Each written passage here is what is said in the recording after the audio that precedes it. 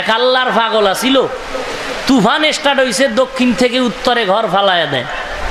আল্লাহর পাগল বান্দা বিশাল একটা বাঁশ হাতে লয়ে সেও দক্ষিণ দিক দিয়ে ঘরের ঠেলতেছে, উত্তরে ফালাবে।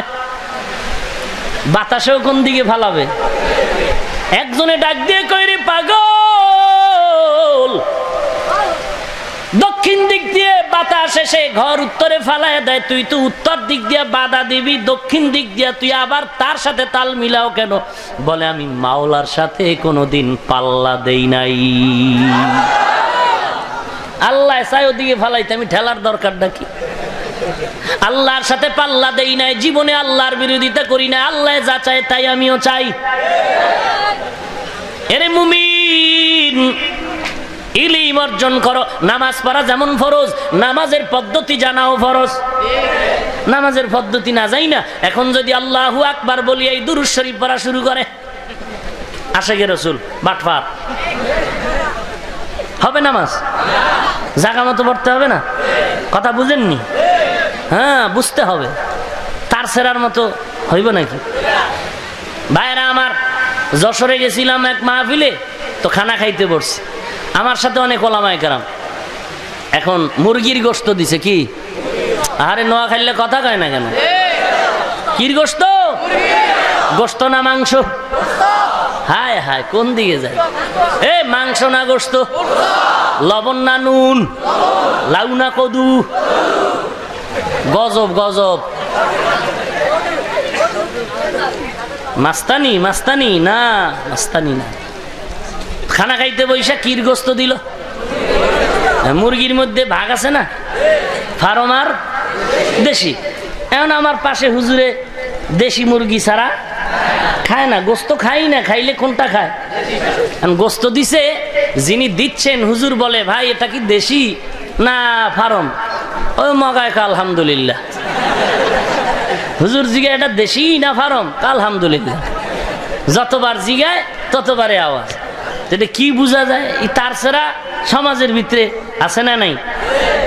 ভাইরা আমার, ভালো করে বুঝার চেষ্টা করো। হে মুমিন, উল্টা বুঝার চেষ্টা করো না। মানুষ এখন উল্টা ভালো বোঝে, দিকের কথা কম বোঝে, ভালোটা কম বুঝে, উল্টাটা ভালো বুঝে। নামাজ পড়া যেমন ফরজ, নামাজের নিয়ম কানুন জানাটাও কি ফরজ। যাকাত দেয়া যেমন ফরজ, যাকাতের নিয়ম পদ্ধতি জানাও ফরজ। এইটাকে এলেম বলে, এলেম জানা দরকার। এলেম ছাড়া আমল সুন্দর হবে না। এই জন্য আমল যদি ভালো বানাইতে চাও, ভালো আমলের জন্য 1 নাম্বার শর্ত হলো এলেম লাগবে। এলেম, এলেম কিসের এলেম? অঙ্ক, ইংরেজি না, না, কোরআন সুন্নাহর এলেম। এলমেরা এজাজ করদান বেহিসাব, খলকেরা দাদান জবাবে বা সওয়াব। বেশি আমল না ভালো আমল। ভালো আমলের জন্য কয়টা জিনিস? 1 নম্বরে ইলম। লম্বা আলোচনা এলেম নিয়ে ছেড়ে দিলাম। ওই কথাটা বলে দিই, হযরত আলী আল্লাহর দরবারে শুকর আদায় করেন। আল্লাহ, সম্মানের চেয়ারে বসলে হয়তো টাকা লাগে না, হয় এলেম লাগে। মালিক, তুমি আমাদের টাকা দাও না, এলেম দিছো, আলহামদুলিল্লাহ। টাকা পাই নাই, কি পাইছি? এলেম পেয়ে বড় খুশি হয়ে গেছি রে মালিক। কারণ এলেম, এলেম বড় দামি এক সম্পদ। টাকার ভিতরে আর এলেমে ব্যবধান। টাকাওয়ালার টাকা আজ আছে, কাল থাকবে না। এলেমওয়ালার এলেম সিনায় ঢুকবে, বিদায় হবে না। এজন্য আমি এলেম পেয়ে খুশি হয়ে গেলাম রে আল্লাহ। 2 নাম্বার কারণ হলো, টাকাওয়ালার যত টাকা বাড়ে দুশ্মন বাড়ে, এলেমওয়ালার যত এলেম বাড়ে তত বন্ধু বাড়ে। 3 নাম্বার কারণ, ইলিমওয়ালা টাকাওয়ালার মাঝে কারণ হলো 3 নাম্বার, টাকাওয়ালার যত বয়স বাড়ে তত ঘৃণা বাড়ে, এলেমওয়ালার যত বয়স বাড়ে সকলের তত মোহাব্বত বাড়ে। হাটহাজারীর হুজুর এখন অসুস্থ, ঠিক না? সবাই পাগল, বড় বড় ওলামায়ে কেরাম জুতা টানার জন্য পাগল। কারণ কি, এরা টাকার গোলাম নাকি? ওরে মুসলমান, এলেমের সম্মান। হযরত আলী বলেন, আল্লাহ আমি এলেম পেয়ে খুশি, টাকা পেয়ে খুশি না। টাকাওয়ালার টাকা আজ আছে কাল থাকবে না, এলেমওয়ালার এলেম সিনায় ঢুকবে, কখনো বিদায় হবে। এই ছাত্র ভাইরা, বিদায় হবে না। স্কুলে পড়েন, কলেজে পড়েন, ভার্সিটিতে পড়েন, আলিয়ায় পড়েন, কওমিয়ায় পড়েন, ভালো করে শুনেন যারা পড়তেছেন। এরা ছাত্র ভাই শুনো, এলেমের মাস্তানি করিস না, মাস্তানি করিস না। এলেম বিদায় হবে না, হবে না। হ্যাঁ হ্যাঁ, কখনো কখনো এলেমও চলে যায়, এলেমও, কারণ দুইটা বেয়াদবি করলে এলেম চলে যায়। এলেমের সাথে, জ্ঞানের সাথে, বিদ্যার সাথে যদি বেয়াদবি করে, অথবা ইলিমওয়ালা ওস্তাদের সাথে যদি বেয়াদবি করে, এই দুইটা বেয়াদবির কারণে সিনাত থেকে জ্ঞান চলে যায়, এলেম চলে যায়। রাস্তাঘাটে দেখবেন অনেক পাগল আমি দেখছি ইংরেজিতে কথা কয়, রাস্তার পাগল। বহু পাগল দেখছি আরবিতে কথা বলে, রাস্তায় বহু পাগল দেখছি উলঙ্গ পাগল, উর্দু, হিন্দিতে, ফার্সিতে কথা বলে। চিন্তা করলাম ইংরেজি বর্ণওয়ালা এই ছেলেটা পাগলামি করে কেন? চিন্তা করে একজন জ্ঞানী ব্যক্তির থেকে জানতে চাইলাম, বলে এইটা একটা ভালো ছেলে ছিল, ভালো স্টুডেন্ট ছিল, ভালো ছাত্র ছিল। শিক্ষকের সাথে মাস্তানি করে বেয়াদবি করার কারণে আল্লাহ তার এমন নষ্টামি শুরু করে দিছে, ওর জীবনের সব জ্ঞান শূন্য করে দিয়া আল্লাহ তাআলা ওর তার মার ছিঁড়ে ফেলছে। কারণ বেয়াদবির সাজা বড় কঠিন। স্কুলে পড়ো, কলেজে পড়ো, ভার্সিটিতে পড়ো, শিক্ষকের সাথে যারা বেয়াদবি করছো, তোদের দুনিয়াও ধ্বংস, পরকালও ধ্বংস। দুনিয়াতেও চাকরি পাবি না, চাকরি পাইলে বেতন পাবি না, বিয়া কইরা বউ দিয়ে শান্তি পাবি না, ছেলে মেয়ে দিয়ে তোর গজব নাই। এরকম লোক কথা বলেন, খুব সাবধান। শিক্ষকের বিরুদ্ধে আন্দোলন করো, এই বেয়াদব, অসভ্য, শিক্ষকের বিরুদ্ধে আন্দোলন করো, মিছিল করো না। এমন আন্দোলন করেনেওয়ালা একটা ছাত্র আমাকে বলেন, ওই লোকটা বড় আরামে জীবন যাপন করে, প্রমাণ দেন।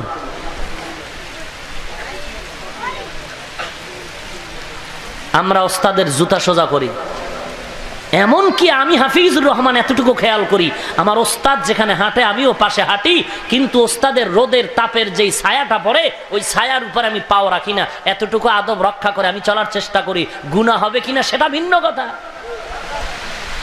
আমি যতটুকু বিনয়ী হব ততটুকু আমি দোয়া পাবো। আন্দোলন করো শিক্ষকের বিরুদ্ধে, বেয়াদব। যদি কপাল ভালো চাও, গোপনে শিক্ষকের কাছে মাপ চায় নিস যে ওস্তাদ আমি জীবনে বড় ভুল করেছি, আপনি আমাকে মাফ করে দেন। ভাইরা আমার, ভালো আমল না বেশি আমল? ভালো আমলের জন্য কয়টা জিনিস লাগবে? এক নম্বরে, দ্বিতীয় গুণটা হলো বিশুদ্ধ নিয়াত।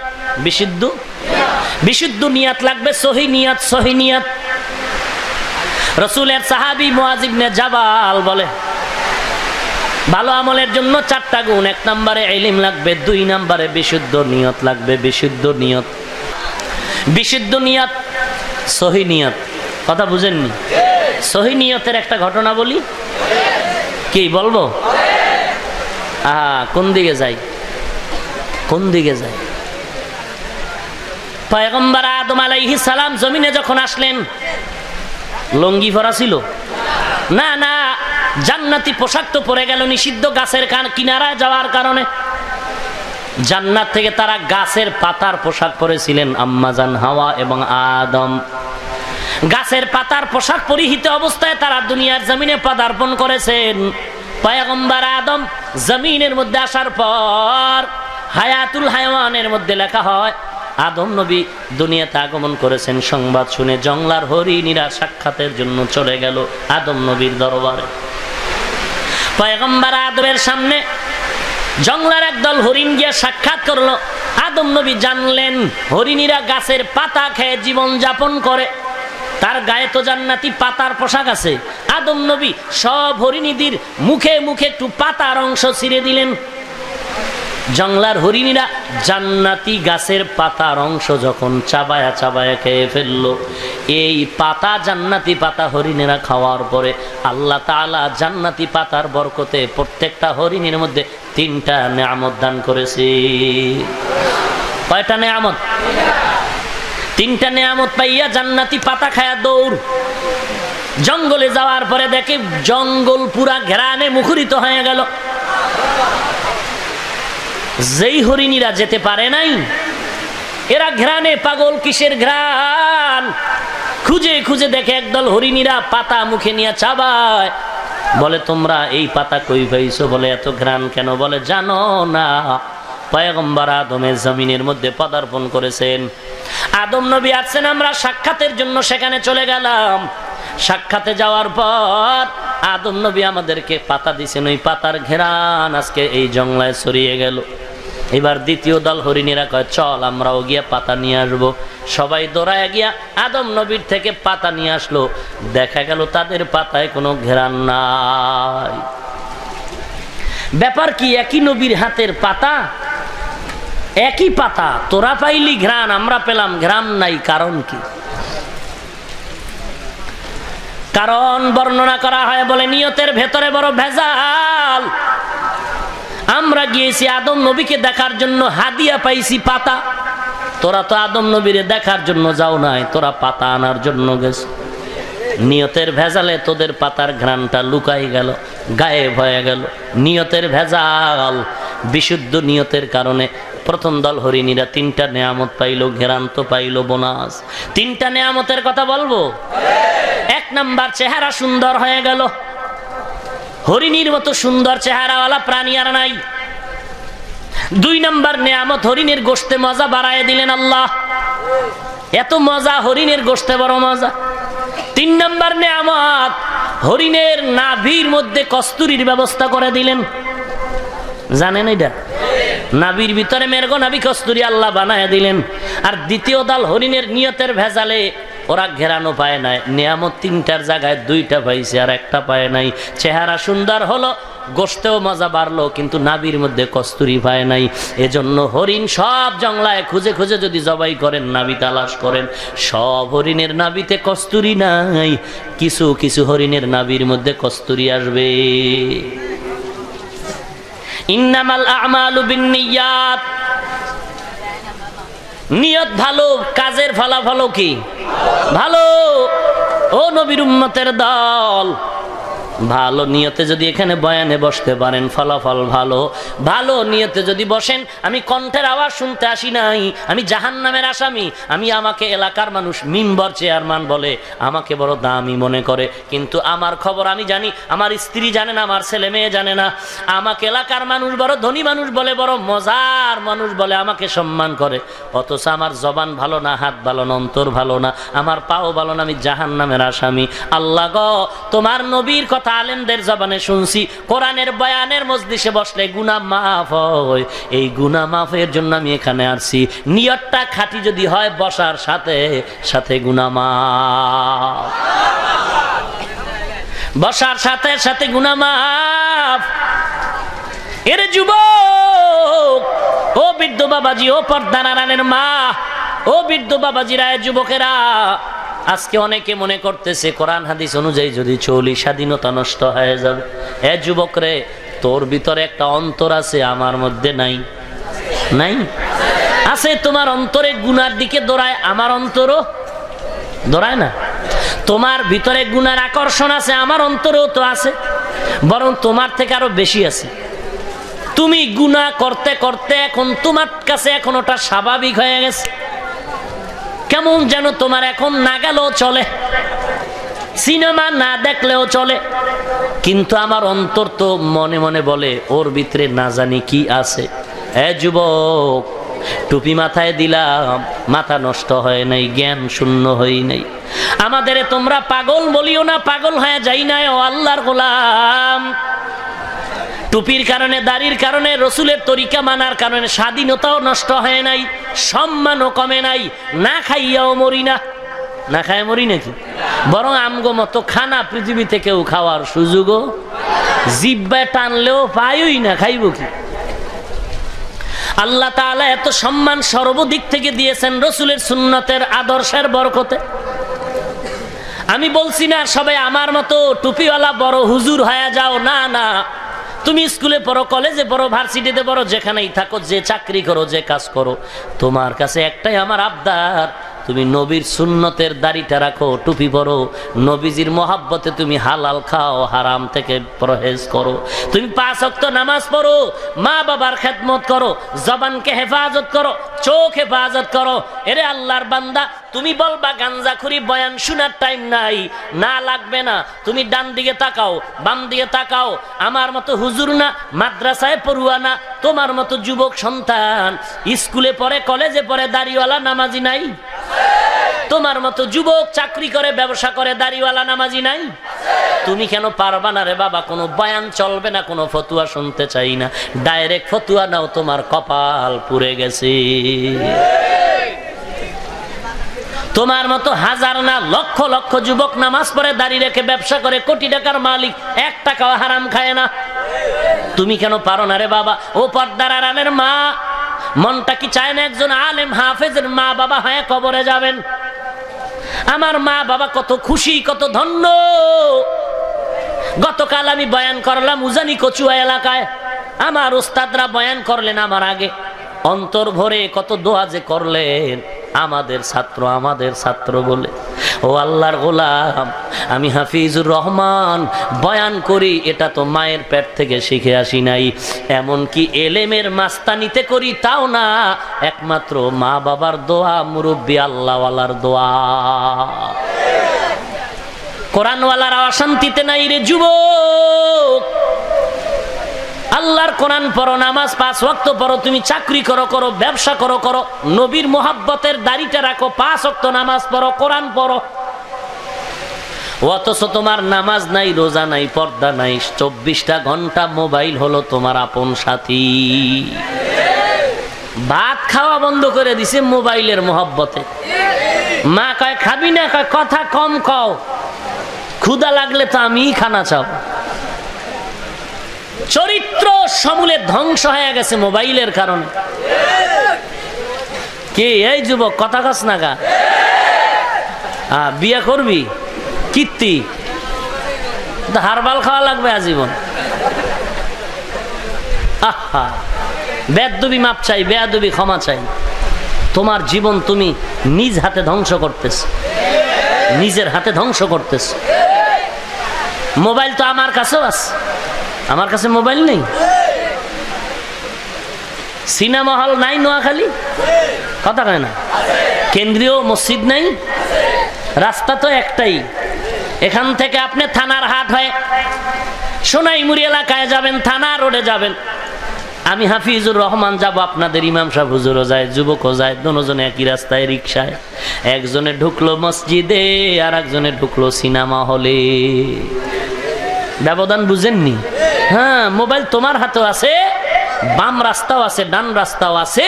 আমি ডান দিকে যাই, চোখের গুনাহ জানো না হয়। আর তুমি তো ঢুইকেই বিসমিল্লাতে গুনার রাস্তায় ঢুকতেছ, তোমার ভালো হওয়ার কোনো নিয়তই নেই।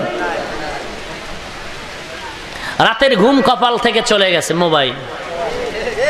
আর ডাক্তারি, সায়েন্স চির সত্য সিদ্ধান্ত দেওয়া, ঠিক মতো যার কমপক্ষে 4-5 ঘন্টা ঘুম হবে না, ওর জীবনটাই বৃথা, সব ধ্বংস। বড় আফসুস, এই মোবাইলের দ্বারা জীবন পুরাটাই শেষ হয়ে যাচ্ছে। এ কারণে যুবক শুধুই আসামির কাঠগড়ায় দাঁড়াবে না, পিতা মাতাকেও জবাব দিতে হবে আল্লাহর আদালতে।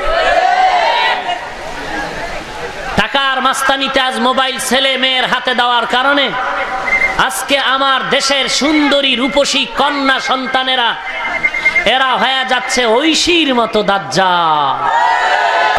ইয়া আইয়ুহাল্লাযীনা আমানুসবিরু ওয়াসাবিরু ওয়ারাবিতু ওয়াত্তাকুল্লাহ।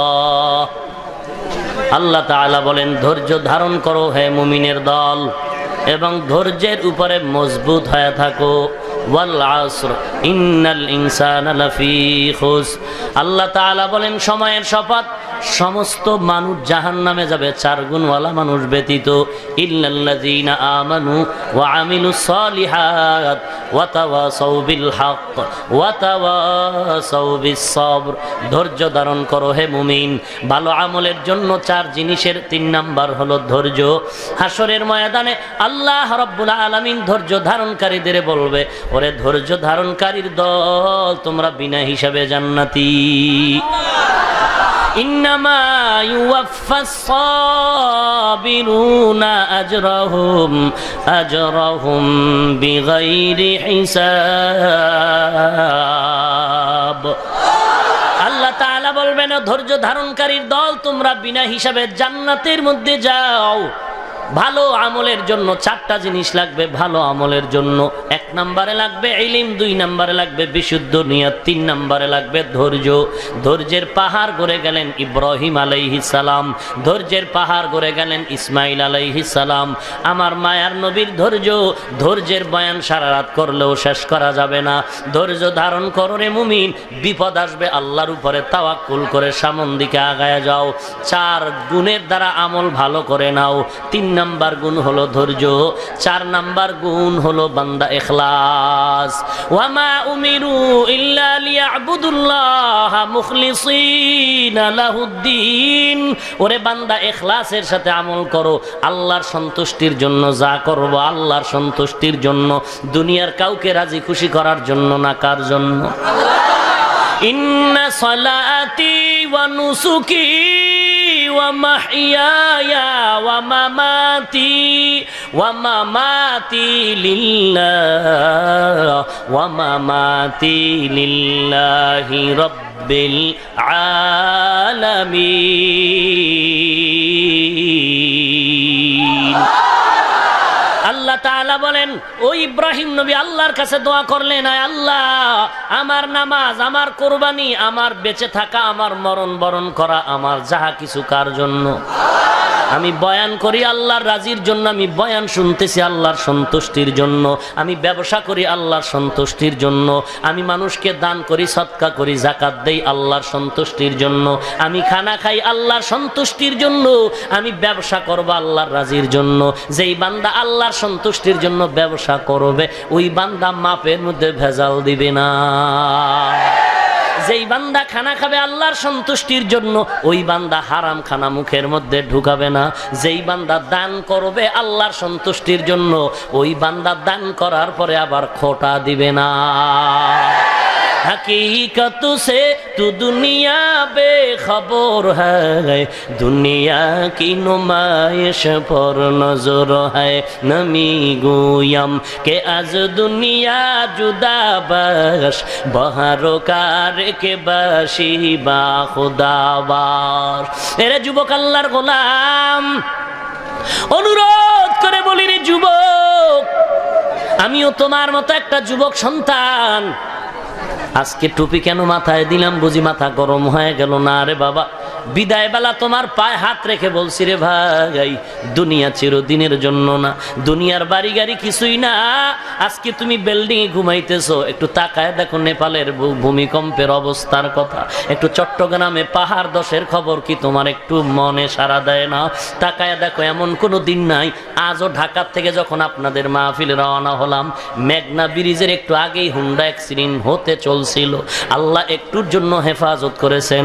এরে যুবক, কয়দিন আর মাস্তানি করবি? একটু ডানে বামে তাকায় দেখ, তোমার মতো যুবকের লাশ বাসের নিচে পড়ে আছে, পানির নিচে যুবকের লাশ, হুন্ডার নিচে যুবকের লাশ, ঘুমের বিছানায় যুবকের লাশ। দুনিয়া কিছুই না, মরণের আগে তওবা করে নাও। জীবনটা থাকার যাক, চাকরি দেয়ার মালিক আল্লাহ, রিজিক দেয়ার মালিক আল্লাহ, সম্মান দেয়ার মালিক আল্লাহ। অতএব আমি আল্লাহর গোলাম হয়ে মরতে চাই, আমি দুনিয়ার গোলাম হতে চাই না। আল্লাহ পাক আমাকে বানাইছেন তার গোলামির জন্য, ইবাদতের জন্য। এরে যুবক, ডানে বামে তাকাও, তোমার আমার মতো যুবক অভাব নাই, নামাজি যুবকের অভাব নাই। আমার মতো হুজুর হতে আমি কাউকে বলছি না, তোমার মতো যুবক তুমি যেই লাইনেই থাকো, তুমি চাকরি করো করো, ব্যবসা করো করো, 5 ওয়াক্ত নামাজ পড়ো, দাড়িটা লম্বা করো। তোমার মতো যুবকরা এবার পুলিশ বিডিআর দাড়িওয়ালা নামাজির অভাব নাই। তুমি কেন পারবা না? আমার ফাইনাল জবাব, তোমার কপাল পুড়ে গেছে, এখনো সুযোগ আছে, তওবা করে নাও। আল্লাহ পাক বলেন, বান্দা চোখের পানি ছেড়ে তওবা করবি, পানিটা গালের নিচে আসার আগেই আমি আল্লাহ মাফ করে দিব। हकीकत से तू दुनिया बेखबर है, दुनिया की नुमाइश पर नजर है। या इलाही तू मेरा माबूद है, या इलाही तू मेरा माशूक है।